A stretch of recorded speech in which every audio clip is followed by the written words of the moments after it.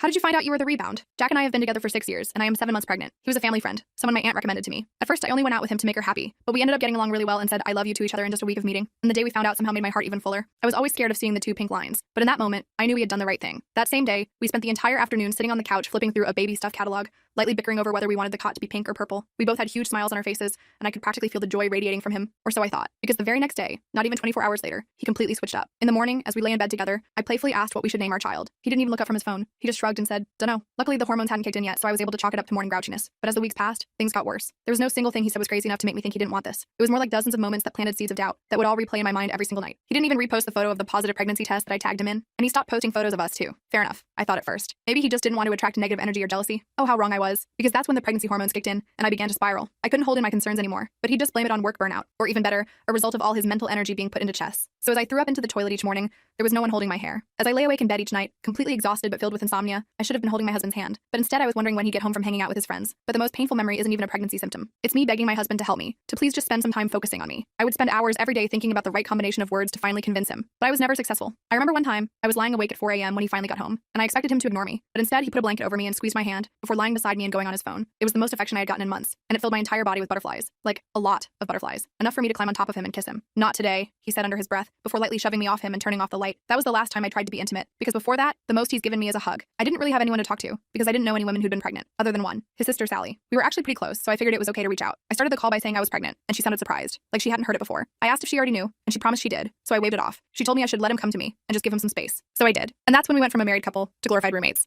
And one day, as we silently sat across from each other, eating his favorite meal that I had cooked from scratch, he ripped my heart out of my chest. He told me that we had rushed into things, and I should terminate the pregnancy. I looked at him with tunnel vision, struggling to catch my breath. "Are you sure?" is all I managed to say, and he just nodded. We spent the entire night in complete silence, like, even more than usual. The next day, I brought it up at my prenatal support group. It was the first time I had talked about our issues, mainly because I was embarrassed. I thought it was my fault. They assured me it wasn't, and told me that there was probably an underlying cause. Perhaps he was protecting me from something that he didn't want me to know about while pregnant, like bad news or something. The new perspective filled me with a level of positivity that I hadn't felt since before getting pregnant, but immediately my joy crumbled, because that's when I got a text from Sally, his sister that I had called. She asked if I could call, and I said I could. She told me that she had just been at her mom's house, and Jack was there too. Sally then said one thing that explained it all. Jack was getting back together with his ex. The only reason he had been in a relationship with me was to prove to her that he could be loyal and monogamous with one woman at a time, and the reason he pushed for pregnancy was only to further prove his point to her. I immediately broke down. Jack, the man I wanted to marry, my baby daddy, my everything, saw me nothing more than a piece of evidence, a project, to win another woman over. I can't tell you how I confronted him in this short video. The full story is on my channel and linked below.